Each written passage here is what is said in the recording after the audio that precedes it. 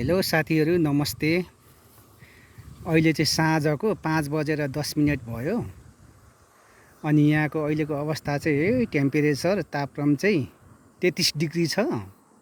12-1-2 बजे चाहिँ 35 डिग्री थियो, अहिले चाहिँ 33 डिग्री छ। हेर्दाखेरि हरियाली छ, हावा चलिरहेको छ र पनि एकदमै गर्मी छ। म पुरै शरीर भिजेको छु काम गर्दा गर्दा। अनि यो चाहिँ हाम्रो तिते करेला फलिरहेछ है तिते करेला हो यो चाहिँ। फिनिल हाउसको चाहिँ माथि छाना नै भएर बसेको छ। यो चाहिँ तिते करेला हो। प्रेसर हाई हुनेहरूलाई एकदमै काम लाग्ने हो, विशेष गरी मलाई काम लाग्छ। मेरो प्रेसर अब मुनिको नै 120, 115, 120 हुन्छ, माथिको त अब 160, 170 हुन्छ है। मलाई चाहिँ अब एकदमै ठिक गर्ने भयो। पुरै छानैभरि छ। अस्ति लगभग 2 चोटि टिपियो।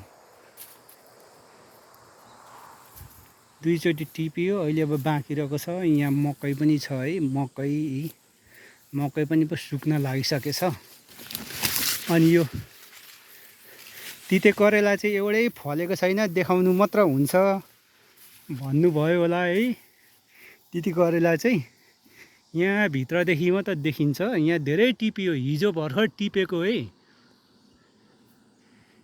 फाटफुट छ अझै।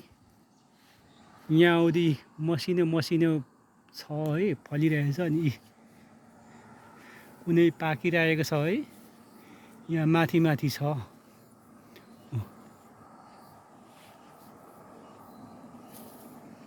यहाँ आउँदै फलिरहेछ। यहाँ आउँदै हिजो भर्खर टिपेको, अब बाँकी रहेको अलि मसिनो छ। यहाँनिर टन्नै फलिरहेछ।